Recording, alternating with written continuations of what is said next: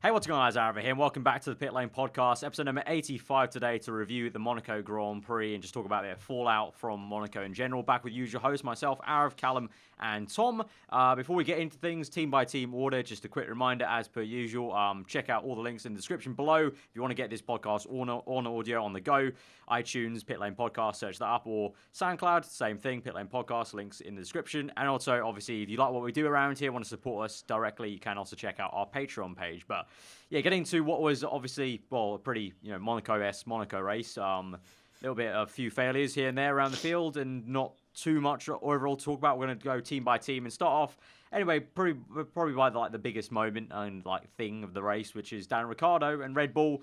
Obviously, we'll get to Verstappen a little bit later, but Daniel Ricciardo winning the Monaco Grand Prix. Redemption from 2 years ago. Failure 1/3 into the race. Well managed around arguably the only circuit he probably could manage that problem around. But what do we make of that, guys? Just a good feel, I guess, in the day for Ricciardo that entire weekend, I guess, because I think he topped every single practice session, qualifying and the race. So, pretty perfect weekend for him. Flawless.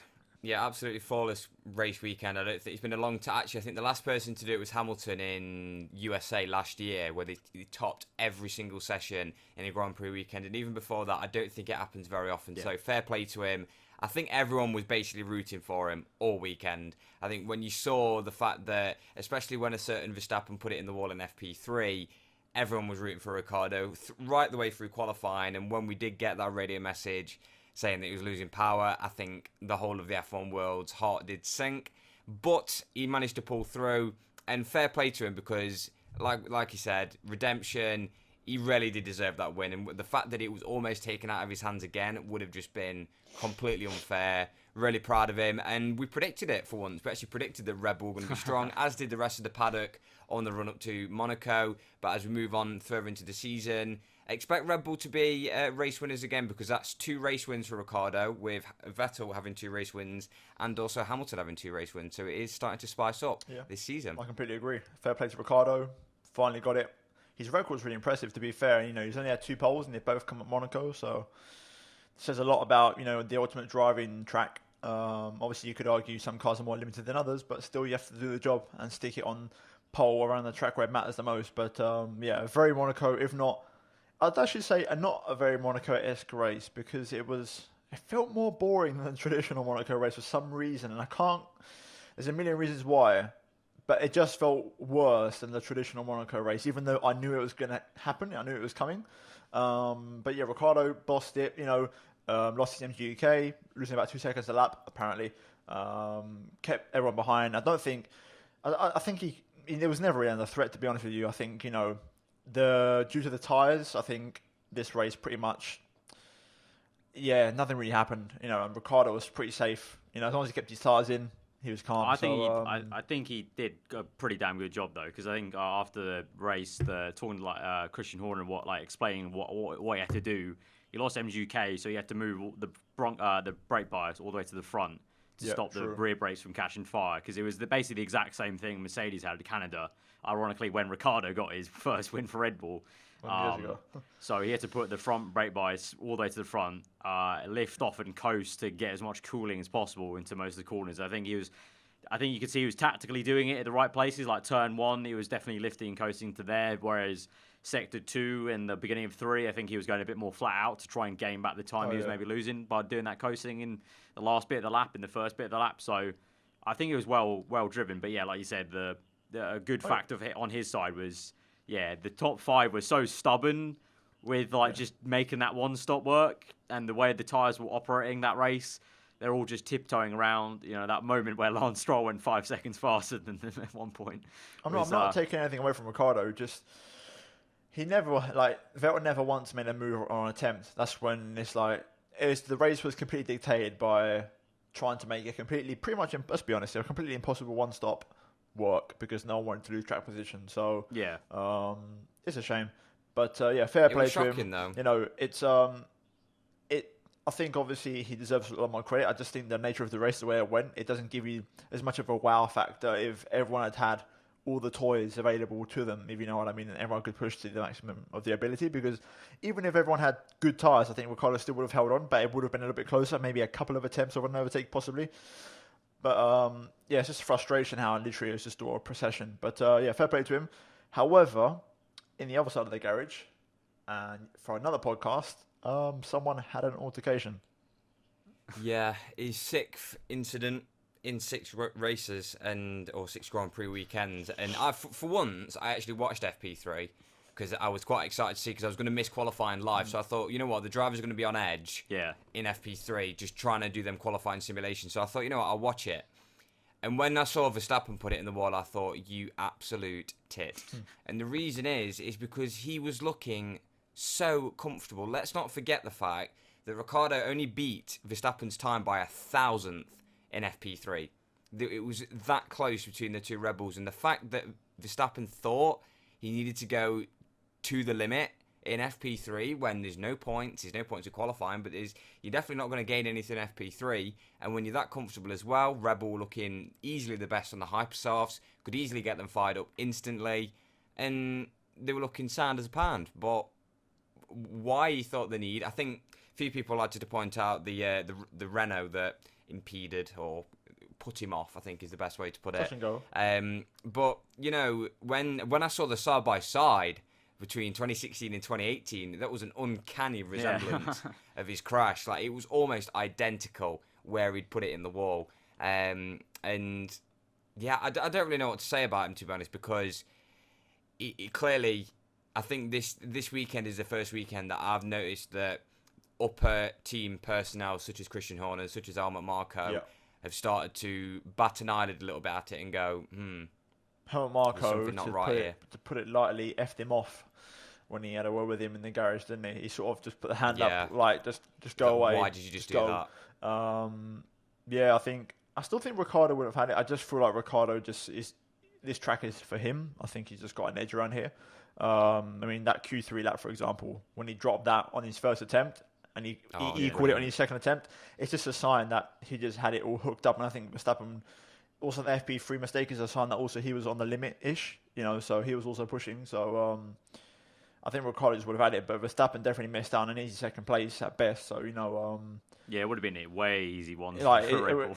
And obviously, if Ricciardo had his issue, in that sort of universe, then it couldn't have been a win. But yeah, just... That could have been a whole range of issues, couldn't it? I honestly think if Verstappen had been in the race, I think he would have had big trouble. I think he'd done himself a massive favour by not crashing in the race, being a bit more, even he said, by his own behalf, admitting he was a bit more cautious than normal, and just sort of nursing the car to 9th place. But, they're not going to take any slack off him. He's going to be under the radar for the next few races. Going to Canada, I think he's going to have pressure on, sort of guy that can just stick it in the World of Champions, Again, it's make a simple mistake. So pressure's on Verstappen, and he needs the pressure's been on since round one. If he hadn't got that podium in Spain, you'd have to wonder also what sort of pressure he'd be under right now.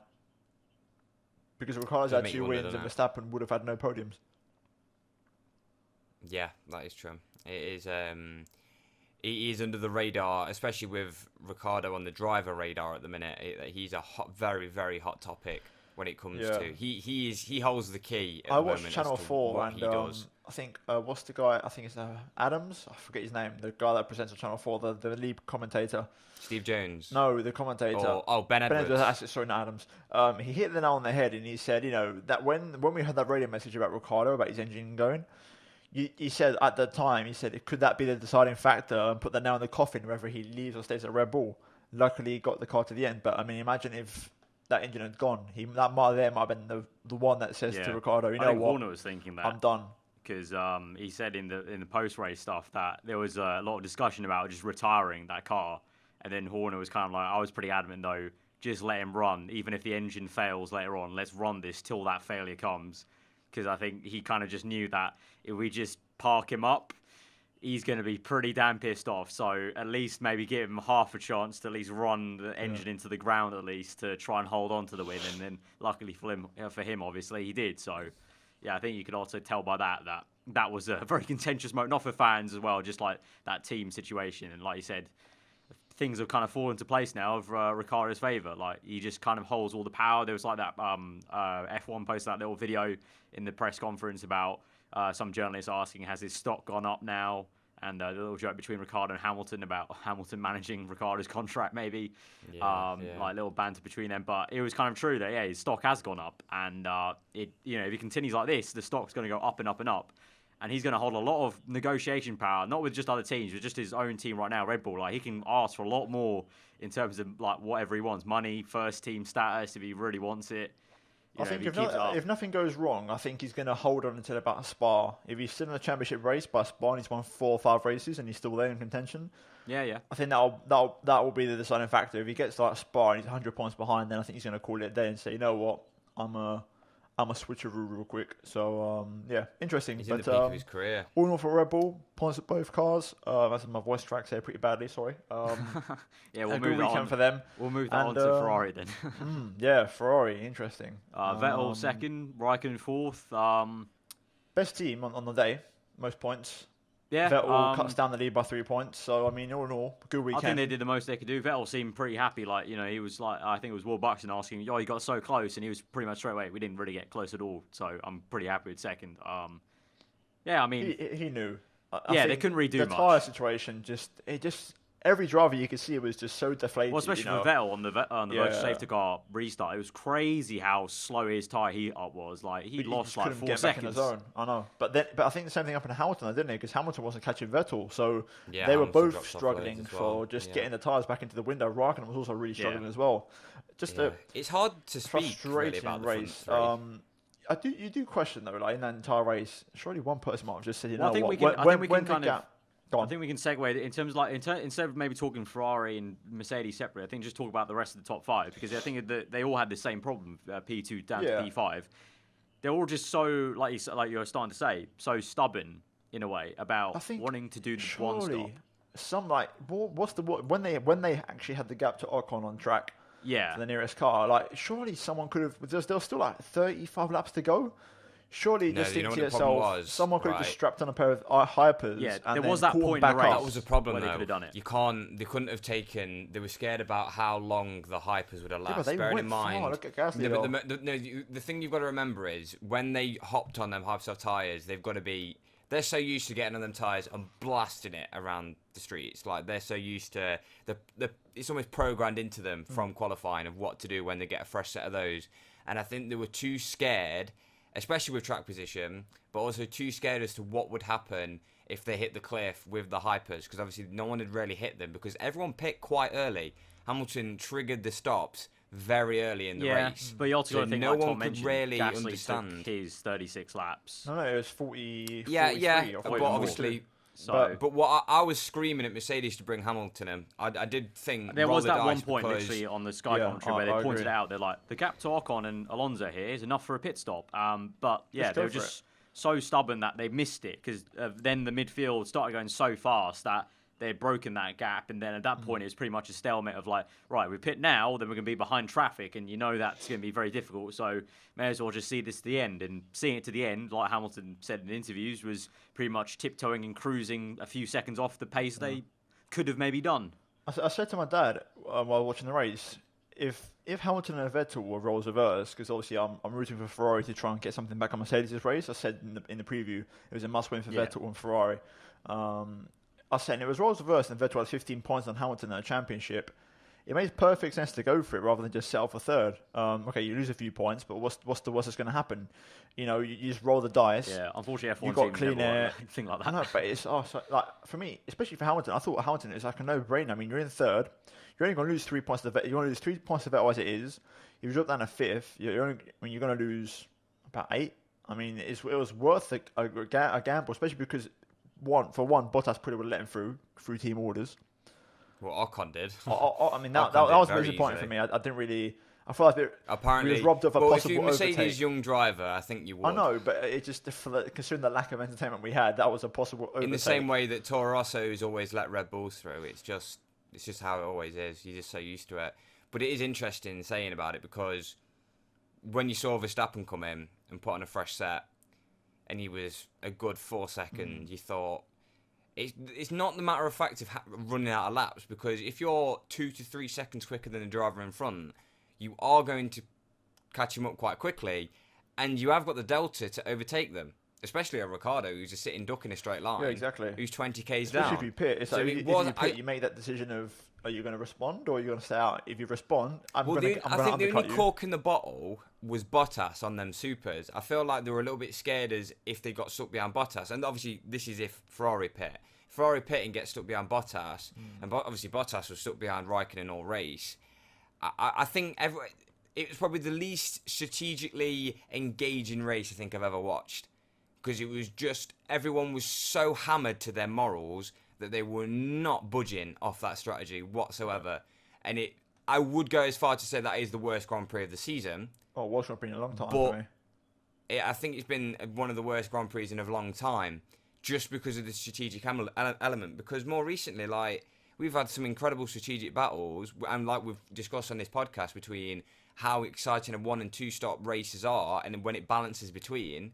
And you've got every team on the complete wrong strategy, but because everyone's on the wrong strategy, it turns out to be the right one. I think But- even if they just pit Bottas and Raikkonen, the 2 second drivers, I mean, especially Bottas had a free pit stop. They could have easily pitted him for hypers at least, just frustrating. But either way, I think on Mercedes, good weekend for them. They showed much better pace than I expected, especially Hamilton in qualifying. Really put a good lap in. They were pretty on par with Ferrari, to be honest with them. They got to give them credit. They were really good around a track that I think Hamilton was up 4/10. No, not 4/10. I think two or 3/10, and then he understeered into the final corner. I think we're riding on board with him in Mercedes, Q3. you could see the Mercedes. And he turned into the their final tyres corner. were You couldn't see going it. as the lap went on. They just couldn't keep their tyres into the lap. He turned in, and you saw them 3/10 go, and you was like, "Oh my god, Hamilton could have been on the front row." Yeah.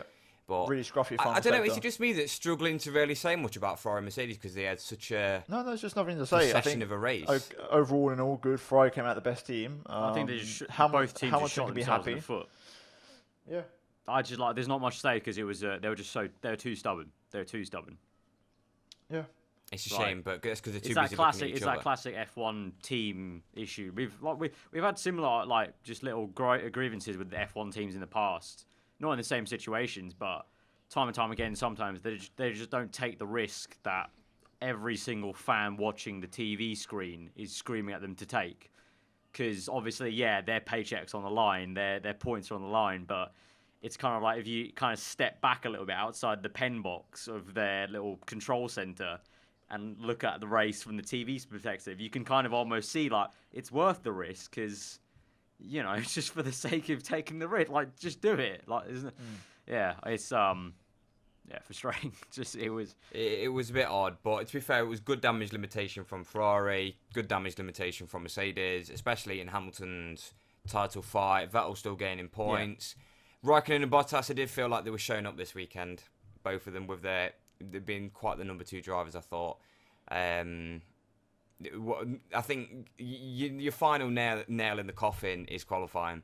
So that's basically where you're going to finish anyway. So I thought Raikkonen and Bottas kind of blew it, starting in 4th and 5th. Yeah. And to be fair, even off the start, everyone was identical. I've never seen such an identical everyone start it was a before. very clean opening lap actually, but it was kind of surprising. We didn't even see a actual safety car for the first time in this era or even century.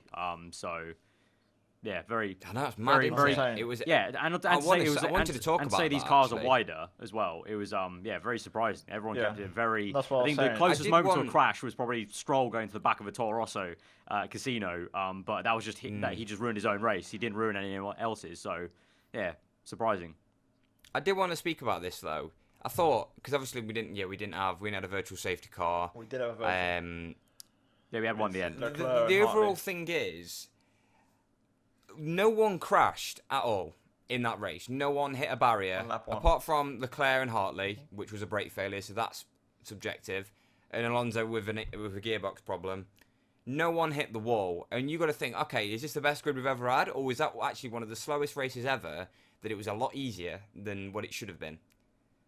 Because if they were driving around 9 seconds off the pace of qualifying on tyres that looked consistently bad, you thought I couldn't work out whether or not it was an incredible, one of the most impressive performances. Bearing in mind F2, which had 9 retirements in the sprint race. I don't know whether you two saw that, yeah. but it was literally like a demolition derby in F2, and then F1 there was no one in the wall at all. And to be fair, there's been the only person that actually crashed all weekend was Verstappen, and I know Sorokin put it in the wall. He got a puncture, Yeah. But other than that, I don't think anyone put it in the wall. Yeah, how do you expect the crash to Which I thought occur was when quite no impressive. one's going Yeah, for I the think- risk?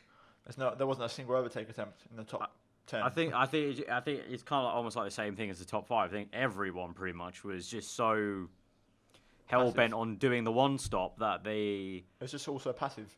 they didn't want to basically do anything extra with like making an extra pit stop or pushing the tires. I think you could still see when Verstappen put on his new tires, the rate that he caught up Hulkenberg once he got past Sainz was still pretty impressive, and you can clearly see he was pushing flat out there. But it's kind of a case of no other driver could do what Verstappen did then at that point in the race, because for the entire race they were the teams were so worried, probably in their ear the entire time about, okay, we're trying to get this one stop to work, so just calm it down, just please drive to this delta. Well, Verstappen had that, didn't he? He kept asking. I think he was asking for 20, 25 laps. Can we come in? No. Yeah. You're doing a good job, but you're staying out, pal. We're only doing this Yeah, one stop, so you just got to stay out. But I think we can move on to the midfield, because that's the more exciting one, I thought, with certain names cropping up in terms of an Esteban Ocon. And I want to give him some praise, because Force India went that's really probably one of well this weekend. Yeah. Very surprising. Bearing in mind, if we cast a few years back, Force India was always terrible at Monaco. They always used to do awful. And they've just suddenly cropped out of nowhere, because a certain Haas team flew off. And even Toro Rosso coming up out of nowhere, which was quite surprising as well. But Esteban Ocon, I think that was his best Grand Prix weekend so far in his career, I'd like to say. Yeah, no, really very, Sixth very in qualifying, very, sixth in the qualifying. race. His lap was perfect. Absolutely stellar Not weekend. mistaken, Yeah. his lap, it was absolutely perfect in qualifying. And I mean, he finished behind the Mercedes on lap, not lapped. So yeah, fair only a play. couple of seconds back. Yeah, so really good race. Perez also done a good job. He just came out stuck, I think, with a strategy in the race. But His he pit qualified. stop was awful. Yeah, that's the one. Yeah, I remember. Yeah, Yeah, bad so pit stop. stop. Yeah, but he also was like he qualified 8th, didn't he, or 9th? So Yeah, he was on for a good result, but then his stop ruined Yeah. him, and then once you get stuck behind someone... Ocon had a bad that's- stop at Spain last time, yeah. so this time it was Perez who got the bad Yeah. stop. But Force India impressive. There's a lot of telling things about midfield in this race. Force India were never on the cars to look good. They did. Toro Rosso potentially never on the cars to look good. They did. And then McLaren, for example, and Haas just. Yeah, that was. I mean, McLaren weren't terrible. I'll tell a lie, but I expected McLaren to be comfortably best of the rest. I genuinely believe this was their chance, and I think they got shown up that their chassis just really isn't as good as people say it is. Well, yeah, unfortunately. the Toro Rosso was Gasly was very surprised to see where he was in quali, because they were turning up thinking they weren't going to be that great, and yeah, the fact that Alonso was still having to fight, he was behind Ocon in the race before he retired, so yeah. That's And he wasn't stuck behind him either. he wasn't It stuck was a behind good him, yeah, gap. so- I remember looking at that top, and I was like, bloody hell, Ocon's on his own. Yeah. Alonso's actually dropping back a So- bit, and I thought, because he kept saying who was the train. Yeah. And I was looking down, I was like, oh my God, it's actually Alonso. And I think Red Bull have just proved that literally that's the one Grand Prix that shows who's got the best chassis. Oh yeah, for sure. Like So you could McLaren clearly tell can from eat their quality words that now. no matter what, like the other races, other factors, this proves that end of the day they still have the number one base chassis underlying. Removing most of the other factors that play into most race weekends about high speed corners or low speed corners, just pure chassis performance. That car is still amazing. Yep. Yeah, And then obviously brilliant, Gasly, but- fair play, really good job. Yeah. Strategy was the key for him. The overcut going along in the first stint on the hypers worked out Yeah, he beautifully did so for well him. on that stint. And his pace was really, really good as well. He was fast until the very last lap, so he was really consistent on that tyre. And then I want to give a shout out to Hartley. Hartley looked really good this weekend. I thought he was unlucky to not get the points. I thought he was very quick. In an FP3, unlucky he in got 7th qualifying. place. Got a lot of traffic Yeah. apparently in qualifying, which sort of made him come unstuck. He never really got a clean lap in. And then to say he got knocked out in Q1 and was in 11th on the cusp of points, albeit with a penalty. Unfortunate, but I tell you, he really impressed me because he was on course to catch signs and get 10th, but obviously that penalty would have sent him Yeah. back anyway. But I thought he showed really good pace. I thought, to say he's never raced there before, that was a really good race from him. Yeah, no. Would you say after all of the rumours as well, I was kind of happy that he did put in a good performance. Well, he was putting in a good performance all weekend apart from qualifying, which was such a shame Yeah. because he was But buzzing. FP3, about when he got 7th, that that FP3. really sort of was like, wow, okay, fair play, Look good. And Toro Rosso could have turned. That could have been a double points for Toro Rosso Oh, yeah. if Oh Hartley yeah, didn't get. for sure. Yeah, he's got to pat screwed himself on the over back. He and can't be too rear-ended. disheartened, and obviously the ending wasn't his fault. So I think it's very solid. Going to Canada, Toro Rosso might struggle there, but I think they were just surprised about Monaco. It was kind of like Bahrain. I think I almost feel. Gasly didn't say it, and Toro Rosso didn't say it, but I almost feel like it's Bahrain. They almost don't know why they were so good because It's just a certain window when the car works, like Mercedes. Yeah, like you said, like Gasly was pushing right to the end. Like in his interviews, he was saying like, yeah, the car was actually really amazing to drive. Like he really enjoyed it out there, like pushing it. So yeah, weird. And also, I think he's had a pretty bad track record at Monaco in F2. I think last year, I think his last time he raced around Monaco, he had a double DNF. All right. So the fact that he brought it home in 7th was quite. I think that's why he was quite buzzing, just to see the checkered flag after 78 laps. And then for the team below them, Renault, they were taking a little bit of a back, especially Sainz. Wasn't it a very encouraging weekend? And clearly we're seeing all the press afterwards. They, as a team, they're going away kind of scratching their heads of like, okay, we still need to work on tyre management and just the nature of managing the race because they really didn't have much of an answer actually to Ocon or Gasly and only just about escaped through there with Verstappen right in the middle of them. Hulkenberg did really well, got to say, from what was a poor qualifying for him. Unfortunate to start, get knocked out in Q2. Another guy that went long on the first stint with his tyres. He went in really deep on the hypers as well. I think lap 30-something, 36, I think. Yeah. He went in really deep. That worked out for him. For Sainz, they just got the wrong strategy. He said himself. Second race in a row, he's been done like that. They're on the wrong tyre. Like he was like, I knew it. Which is kind of strange. Almost like, I don't know. It's almost like Renault kind of forced him onto that strategy. And I feel like maybe if the team listened to him of what he was saying, because from what he was saying, it sounded like he was very adamant. He already knew it was going to be a bad race when he was at the end of that first stint, and they went on to a set of ultras, and he was like, I already knew they were going to be bad, and yes, they were bad. A few drivers said that though, didn't they? Because Ricciardo was quite concerned about the ultras. He's never run them. Hamilton said, "I told you about this tyre," and then when Sainz went on it as well, he was a bit like, "Yeah, this tyre's awful." Fair play to Sainz for letting Hulk through. By the way, that was fair play. Oh yeah, that was well. Yeah, Hulk said thanks on the radio. Obvious though. It was so blatantly obvious. With Verstappen on fresh tyres, scorching behind, it was just they had to make that switch before Verstappen. But I mean, I think it's especially because it's Monaco. I think you'd be so inclined not to do it. Yeah, true. Because you could defend. So I think that's why it's a bit more fair. If it was like Canada, then it's kind of like a given. Like you're probably gonna get overtaken anyway. But Monaco, he could have done a Ricciardo and just held it through. So I would say fair play, and especially just I don't know. It was good to see because sometimes I don't know from the outside in, it kind of sometimes seems like Hulk and Sainz aren't exactly the best all machine team, but that was kind of good to see that they had that kind of rapport of like, okay, thanks on radio and whatnot. But yeah, that was just odd, like that tyre situation, like you said. Like I think even Merck was surprised by Bottas. I think it's another one of them ones where the Pirelli seems to vary. So what we see in qualifying or practice isn't what we see in the race. Because the last few races now, like when we saw in Spain in qualifying, when the soft was so much quicker or almost on par with the super soft in qualifying in Spain. Lately, at Baku as well, there just seems to be a thing about the tyres where even though the order of the compound is softest to hardest, it doesn't really mean the performance is going to be to be fair, consistent to what the tyre is. So, I mean, like Bottas is really quick on the super soft. So, to be fair, when it's not Monaco, I would prefer that. I kind of like that. That it's kind of like at any point, like in the race, the teams just get the wool pulled over their eyes, basically. But because it was Monaco, and obviously you can't really overtake around there.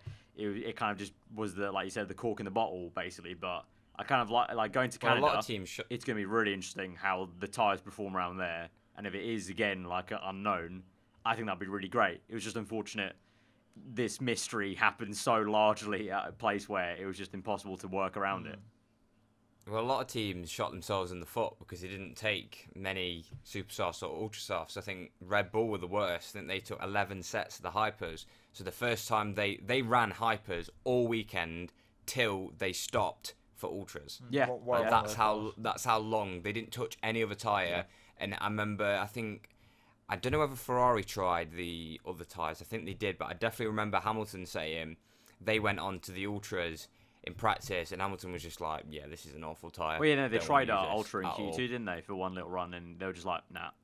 Oh yeah. To be fair play to Mercedes for trying that because we say about not always taking risks. At least they did try and take that one, but the offset between the hypers and the ultras was huge. Like we used to seeing quite a big delta, but not that big. Like that was the tyres were just weird this weekend. I don't know what it was, and I don't think that.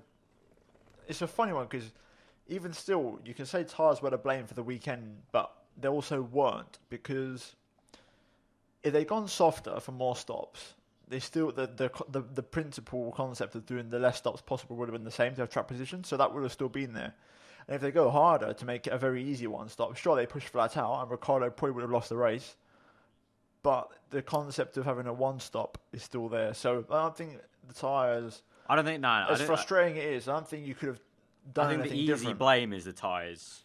And the easy blame is also Monaco. I think, honestly, the blame is at the team for being so bloody stubborn at this Grand Prix. They come to Monaco thinking one stop, track position, one stop, track position. The cars have got too quick for Monaco. That as well, yeah. Actually, there was an interesting quote from, I think it was Alonso and Sainz, was after qualifying, they were saying, like, the cars were just too quick around Monaco. Like, it was too quick. As in, like, it wasn't a all-inspiring death trap anymore, because the cars were so powerful around the corners that it was kind of just like you're sort of just like whizzing around, and there's not much. You're just kind of the lap's over in a second, and it's just like, yeah. Maybe that's where the lack of crashes come from. And then after the race, Hamilton was saying he was talking to the Prince, like I think on Friday, and he was like telling him like, maybe it's about time we start looking at changing the circuit. There's plenty of other nice streets here around the town, maybe. And just like commenting on the fact that, and Alonso said that as well, just commenting on the fact that, I don't know, we're getting to a point where I think the cars are starting to outgrow the circuit in a way. And, is it time? We may as well get like fully into this topic now. We'll put the teams on pause because we've basically got halfway through the top 10. We've done the top 10. And the thing that I've noticed from there was so much hate about Monaco out of that one. Obviously, we were going into the Grand Prix weekend thinking this is probably going to be boring, like every year. But you're still maybe we've got a bit too accustomed with that. Yeah, maybe we just need to be less disappointed and enjoy it. But it's just, if Monaco was taken off the calendar, would that be a blow to the sport? Partly because, like, certain things you need to fix straight away is the official Monaco director, who is an absolute pile of shit when it comes to directing all weekend. And it's not even TV it'll be like honk. I think like Hamilton, like Ricciardo will be on his like pole lap and they'll cut to Verstappen. No, he's sat in the garage. Yeah. Look at what's on track, or look at the one overtake that Hamilton's made getting past his driver. Yeah. Oh no, we'll just look at some birds. I remember that battle between Verstappen and Sainz, and he's just showing Verstappen's just breathing down his neck, and he's just showing a Haas through turn one by itself, and I'm just like, it was Grosjean. Yeah, they just showed Grosjean going through turn one. They need to give the official FOM people the direction back at Monaco. I don't know why they give it to the local people. How many moves did we see from Verstappen in that race? Like, you're from 20th to 3 or 4, 9th, I think. but we only saw we're all saying the one in Mirabel. Just keep the camera on him. The one on Sainz. Then I was struggling then. Do you know what I mean? They missed the one on Hartley. Yeah, they missed the one on Hartley. We did see one at Mirabel. David Croft said that. We missed the one on Leclerc as well. Yeah, we took Leclerc as well. Didn't show it. Yeah, we just missed that one. Just show it. Like, I know I'm not going to say that the official F1 directors are brilliant, partly because we've seen videos on like Wednesday, and they've gone, look at this brilliant start from Alonso. I was like, well, why didn't we get shown that when at it least happened? It's better than what we got for the Monaco directors, though. So yeah, but that's partly one of the reasons why I think people are against Monaco, and it is the fact that the cars are too quick, and obviously with the amount of downforce and the amount of energy that they need to put in the tyres, they can't generate the grip. That's one of the reasons why I think the tyres were so terrible. Hopefully next year is a bit better with the slower cars, but I think Monaco, if anything, out of all tracks on the calendar, they're going to benefit from the slower cars. We have this argument every year, I feel like, though. Yeah, it's like with Monaco. But like, not like this. As a racing event, I don't know. That's the thing. I'm actually like, I haven't said anything so far this podcast, but I'm very much kind of like, I don't think that was actually horrendous Monaco. I think that was just. I didn't like. I think last year it was pretty much on par for me. Like, I'm sorry, like, it wasn't really. Not at all. Like, for me, the confusion of the tyres in the middle of this race was more intriguing than just seeing cars. It was engaging, pushing flat out, and being so clearly Vettel's faster this year in 2017. I'm talking. Clearly he's faster. I'll look at the gap he's pulled out on the overcut, and there he is. He's still in first. Raikkonen's there in second, and that's done. I thought it was better having that 10 laps of utter confusion where the entire Twitter timeline had no idea what was going on. Stroll set a fast lap. Hülkenberg set his fastest lap on lap 46, which is crazy. I thought for that, it was better than other Monacos we've had in the past.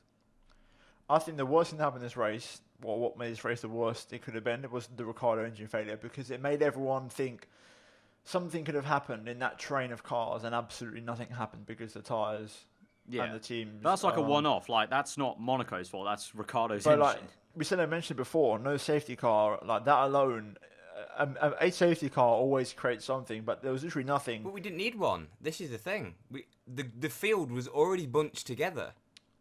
We didn't need a safety car. This is the thing. Do you know, partly one of the reasons why this race was so boring was partly because the lap times were so slow. It took ages for the race to finish because they were doing 119s or 116s all race. Usually by the end of the Grand Prix, they were within 3 or 4 seconds of the pole time. There was still a solid 6 seconds off. Yeah, but the leaders, a solid 6 seconds, 7 seconds off the pole time. And I think that's partly one of the reasons why it felt such a drag, because it just took forever to get to the checkered flag. It did take a very long time, but and it's rare that there's only 5 lapped people. Yeah. It was like the one where, I can't remember what year it was, when Webber won, where it was like half drizzling and 2010. And the rain never came. And the entire race. Oh no, maybe that was 2011. I think that was when Vettel won. No, not Vettel. I'm talking about when Webber won. I think it was 2012 then.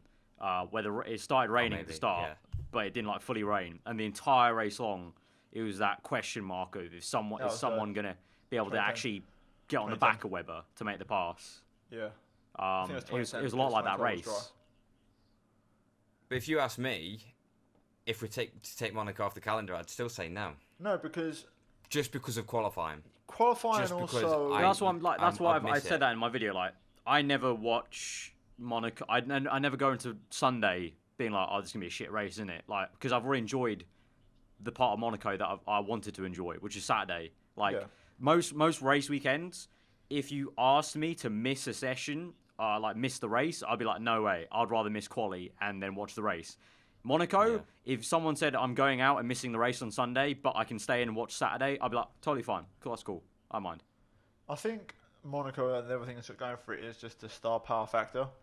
F1 needs that, in my opinion, because we don't see enough of it in other races.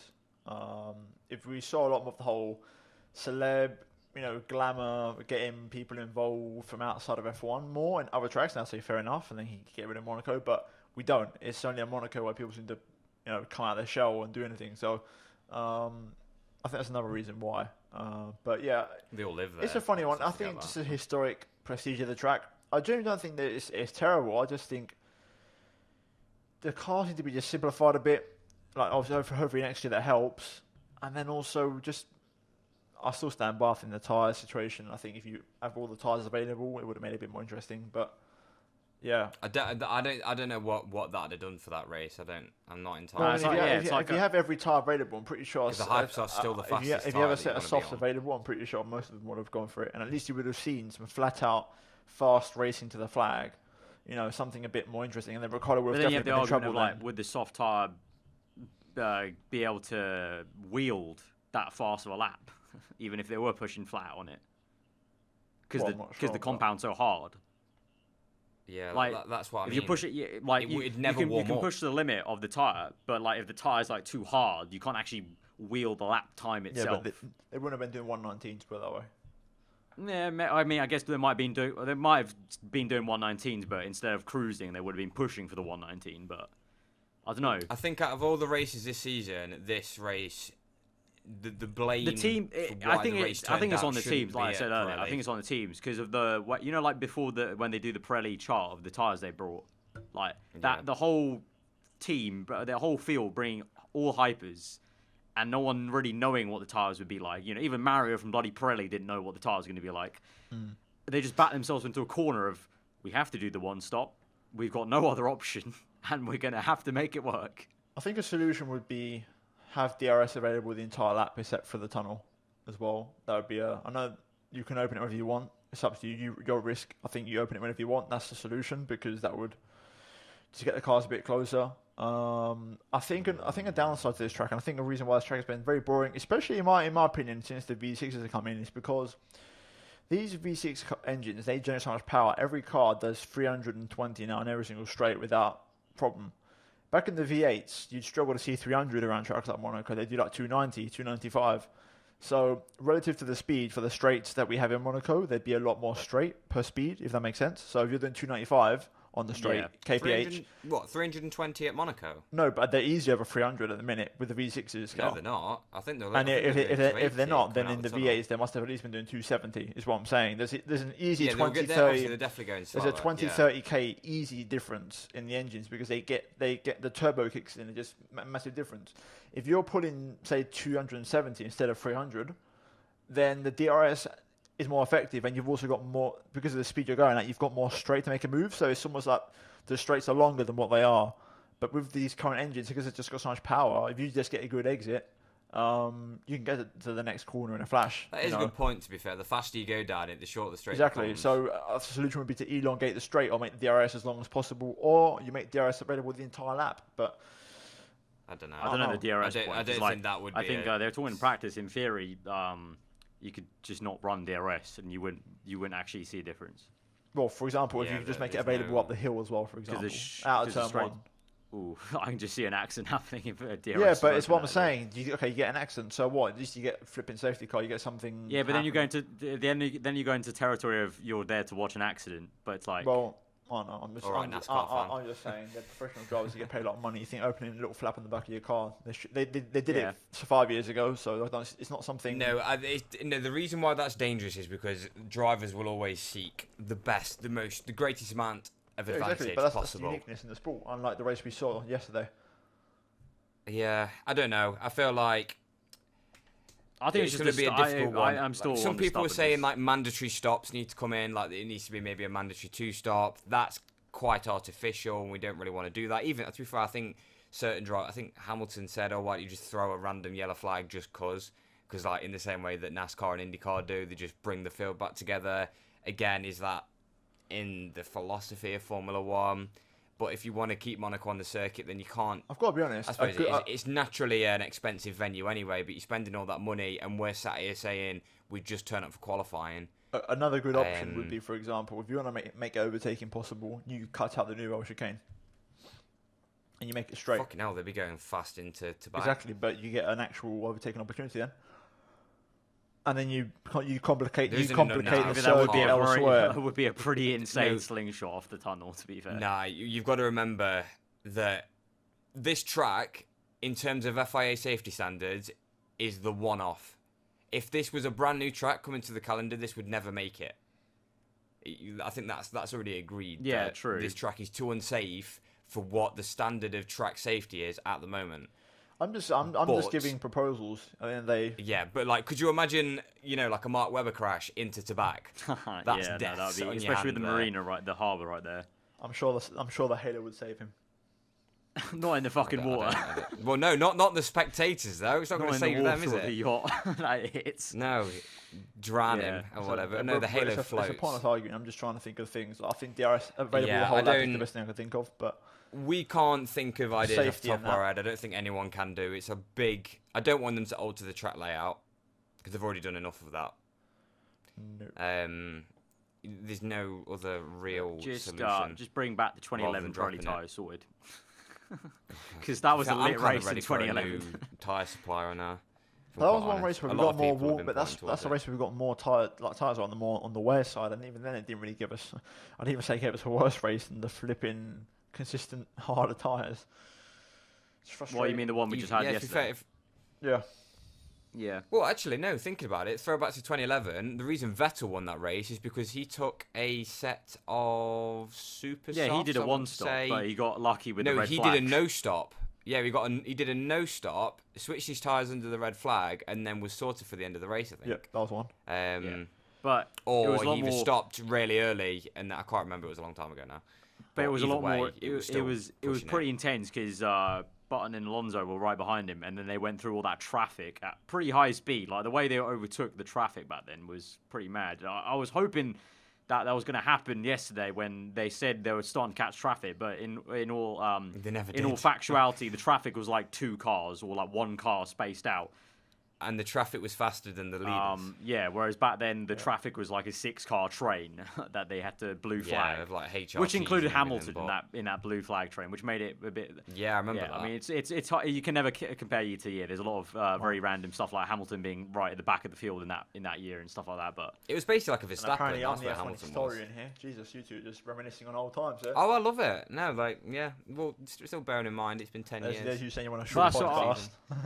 Well, we can take it more to the we- past and just argue that like I just said, I think we have this argument every year. Like I don't know. Like this year on the timeline, it seemed like people were talking as if we've never had a race like that before, where it was a dull Monaco race. But it's like I'm pretty sure every year we talk about a dull Monaco race. Every year they're boring, but for me, I just got for something felt off for me this one. I don't know. In summary, I'm keeping my stance that I'm like fully against it. For this time round, like other years, I felt more confusion, and that's why I kind of almost enjoyed it a little bit more. I've just worked it out. Just that 10 lap of confusion of like, why the hell is Hülkenberg going faster when he's 46 laps into the race? Like, this is crazy. And then Stroll pops out of nowhere with the fast lap. Tom. Yeah. I think I've worked out your reasoning. It's because, in recent years, in the past 2 years, we've had these tyres have allowed the drivers to be pushing all race long. Yeah. The first race, where the drivers aren't pushing all race long, can you remember the throwback to when everyone used to moan about drivers always conserving their cars? Yeah, I'm not a fan of it. I don't give a crap. I don't care what anyone says. That was probably the first race where we've had genuine, huge amounts of conservation. It's so frustrating. So everyone's I saving. feel like that's why I didn't enjoy it, because it goes hand in hand. Even this season. Go on. I was saying, even this season, we've had plenty of races where it's been very much up against the wire, pushing every lap. Yeah, there's been some tyre saving at times, like Bahrain, but I mean, this was like 50 laps of tyre saving. Do you know what I'm saying? It was overboard.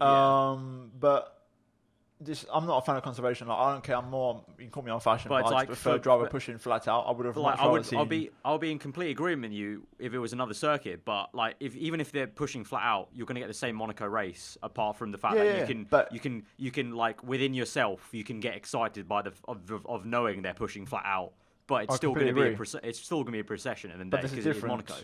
Ricciardo's more vulnerable with tyres where drivers can push to the absolute limit because they can actually turn their engines up and try and attack him. There's no point in them turning their engines up with these tyres because they can't attack him. Let's play devil's advocate. If that happened, this is the scenario I'm painting you. Ricciardo would have been overtaken within 5 laps by all those cars, and then he's just going back and back and back. That's like, what, 5-6 overtakes? You either get... Yeah, but the overtake's going to be like an easy straight line, pretty much. Yeah, or like I don't know. on the traction zone of a corner where it's like, oh, and he's passed. And what's going to happen is he's going to fall to the back of the field like a turtle, like that's just vulnerable. Either he's going to go cleanly to the back, or there's going to be an accident while someone overtakes him, which admittedly will be interesting. But then you get back to that argument of, are you watching it for an accident or what? So it's like, I wouldn't it's just this mind circuit. It's just we have it every year, and it's like Saturday's the interesting day. I agree. Done. I think. Another reason why I might rather see him go flat out is because in yesterday's case it would have put me out of my misery a lot quicker. Well, yeah, I can agree on. I'm being completely honest. It would have just been over quicker. At least they're actually just driving fast, I don't know. But without moaning all podcast, anyway. what I did want to talk about was that brilliant piece of artist work. I don't know whether you two saw it, of like what painted the picture of the race, where it was a load of old people going down the stairs, and it was Ricciardo on a Zimmer frame at the front. And then everyone else just queued up behind him trying to go down the stairs, and everyone with like speech bubbles, like Bono. Yeah, I'll link it to you after the podcast, and I'll put it in the comments of the YouTube video.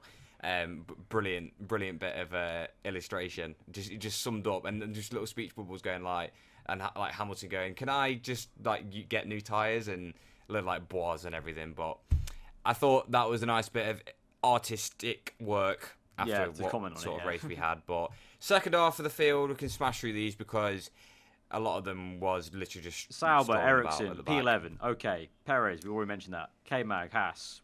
What the hell was up with them? They were nowhere. Yeah, what actually was up with Haas? I swear they that was in quali, didn't they have to take a bit off their barge board? Oh no! They had floor issues. Apparently, they damaged all their floors through practice. And apparently that was losing them a bit of performance. So that was their own fault then, are we saying? Yeah, no one else was damaging the floors, so I'm not entirely sure what their problem was. That was really odd. Still very bizarre. We mentioned it about like Grosjean, saying like, oh, we'll get points later on this season. It's just like, how much are they now ruining Australia? Well, I mean, Magnussen isn't, because at least he's performed Oh elsewhere. yeah, but with Grosjean just, binning it, yeah, they've got to definitely. With Grosjean binning it in Spain, it did outline how vital those points were when we turned up to Monaco, and I thought Haas would have done very well.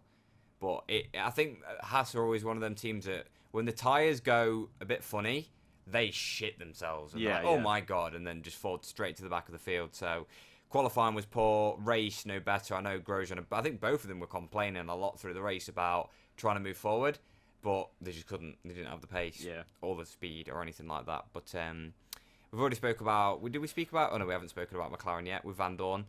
Nowhere. Apparently, he said he was fine, that but McLaren screwed him over strategy, when it came to his strategy. He only went 20 laps on Ultra Softs, didn't he? He started on the Ultras. He only did 20 laps, and then he came out in the sandwich in between the two Haas cars and went absolutely nowhere. Story Strange of the race from him. But he's come out with the claims that McLaren favour Alonso, which... what a surprise. Shock. Wow. Yeah, but strategy-wise, do they really favour Alonso on strategy? I mean, based off that race, then yeah.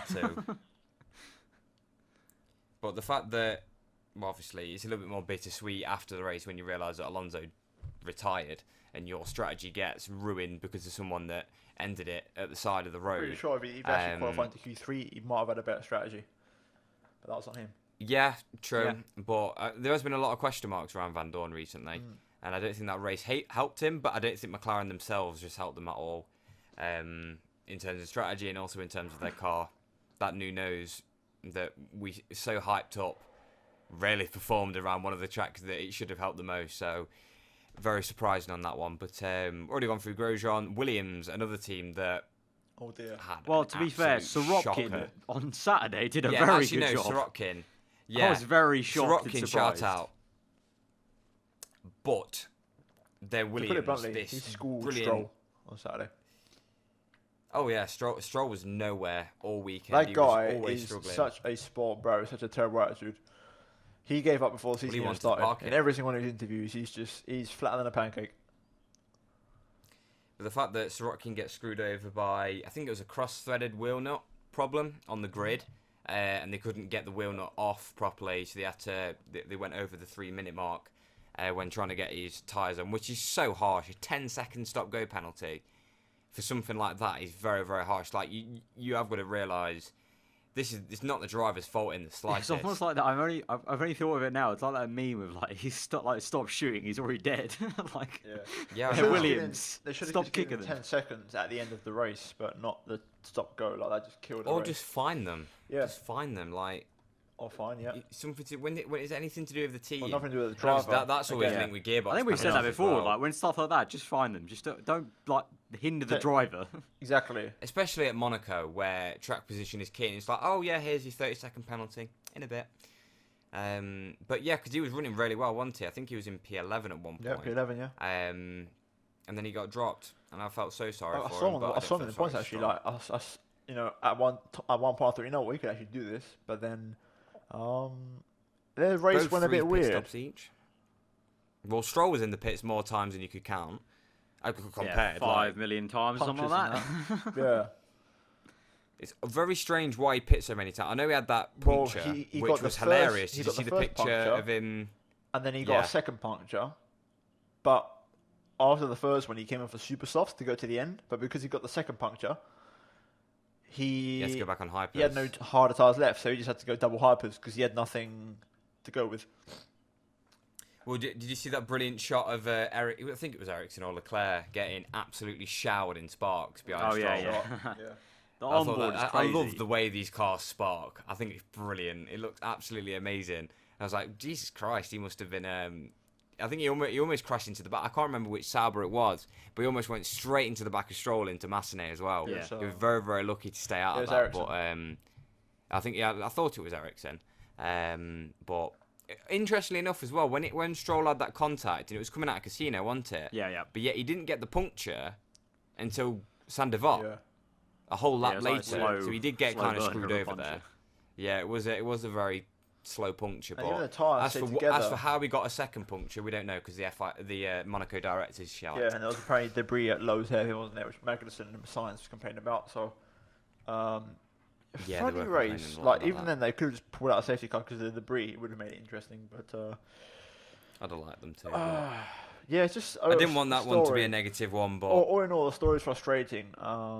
Yeah. Also, I did mention, obviously, not on air, but before the podcast went on about the whole, I wanted to talk about the engines with Stroll. I think Carl something said about Stroll and like engine power or something before the podcast. Oh, no, one of the topics. there was a question from our Patreon, Jake, asking That's the about one. if Williams should have just retired Stroll. That's the one. I'm getting confused. Yeah. Because of the That's three. Because also Verstappen, actually, on that note, Verstappen is already on 3 of his what's it, MGUK or MGUH? So I think MGUK. MGUK. one of them. He's 3 out of 2. You're only allowed 2 this season, and he's already on his 3rd now. He had to get the whole ask permission from the FIA to change it, and they accepted, and he got a 10 place penalty for the back of the grid. But that kind of plays into also the whole thing with Williams. The question from Jake was like, they could have maybe just retired him just to save the engine. I don't know. Like both of them were just trolling, especially Stroll. Like we said, like when Cal mentioned with the 2 hypersofts. Like at that point, it's just kind of like. Yeah, this year more I than think it's ever, just you not have to really- weigh it up. But there's always Yeah. that chance of a safety car. Yeah, true. Especially- Especially philosophy at of the Monaco. I sport. mean, come on, honestly, Yeah, there is okay, that chance out of a safety anywhere, car. you think, let's just continue on. There might be a bit of chance here. But I normally think. I think If you're these only a things, lap but- down, then you may as well run the opportunity of being able to unlap yourself. Yeah. 2 laps down, you can get back really quickly around Monaco. It's a very short track. Yeah, well, if you've got 2 safety cars, then you're straight in it. But I don't think it's really in the philosophy to, especially around Monaco. It's not very engine intensive anyway, so it's not like they were running a huge risk. No. I think a lot of the drivers going into Canada now, they're going to be getting brand new engine components. Oh. Anyone that hasn't swapped their initial No, one, they've got will to do be, Canada, I on to the think, next to one. get the Well, portion no, right. more than likely they'll change it because Canada's too power sensitive. I think they'll have to take new ones. I think they and can then get just away use with a it because it would used one. be 6. You go 7 and then 7, and you get to the end. So because there's Yeah. 20 races, right, this season? 21. 'Cause- Yeah. 21. They have to do 21. 7 races. Okay, in like so- 7 per component. Okay, so 7 per you component. could do 6 now, get a fresh one for Canada, do 7, and then do 7, and then put this one that's done 6 back in again for the final race. Or Depends when you want Hungary or something. upgrades because Singapore. Renault have got upgrades coming for Canada. That's another factor when they've so got they might upgrade wanna- engines. Yeah, coming in. true. That's We different, already you know. talked about that with That's Honda. quite unfair, I think. The fact that you've got to kind of time it so that you can get not only the upgrade but also a new That's another thing. component. Apparently, this engine upgrade from Renault could be quite big for Canada. I've heard a lot about it, but I feel like everything But from anyway, Renault that's or Canada anything preview. hyped There's a up lot of is smoke. not There's a lot of interesting. smoke previews about engine upgrades. I feel like the last couple of years in F1. I'm sick of B-spec shit. Can we just have good things? Can we Upgrades just bring good at things what? now? Effective upgrades. Can we just Yeah, have the like, A if spec it's- fully? Like if it's a good, like if they say like, oh yeah, we've got a new fuel, I'm expecting to have ingredients like bull sperm or something, something really interesting. Because if it's got no interest in it, then don't hype it up. Just Yeah. turn up and perform. Red That's all Bull I'm actually gonna say, fuel but- their car with Red Bull. Yeah, Basically, that's what I start think. pouring That's it what in I while you surprised. can. Yeah. But it's interesting that Yeah. they drink it all after the Grand Prix. So Yeah. yeah, That was- that's Monaco. Well, I my think God. that's pretty A much nice the natural. Till next year. podcast. The natural wrap up to the Monaco Grand Prix. We'll be back with the preview for Canada and any wrap up. I'm pretty sure with these upgrades there'll be plenty of news flying out of the mouths of many team principals about upgrades they bring to Canada. So we'll bring you all that in next week's podcast. But till then, if you have enjoyed this one, hit that like button. Let us know in the comments below what you thought of any of the stuff we talked about. If you want your idea, do get subscribed to this channel for the podcast. Check out these 2 links on screen as always. As I said right at the beginning, you can catch us on the go, SoundCloud and iTunes, Pitlane Podcast, just search it up. And also if you like what we're doing around here, you want to try and support us, you can do directly on Patreon. Literally even like $1 will go a long way. But yeah, I mean, hopefully you guys enjoy that one. I think we made the most out of it really for that Monaco race. So yeah, I guess we'll see you guys next time. Hope you enjoy the rest of your bank holiday, I guess, if you're in the UK, or the rest of your Monday. And we'll see you guys next time. Goodbye.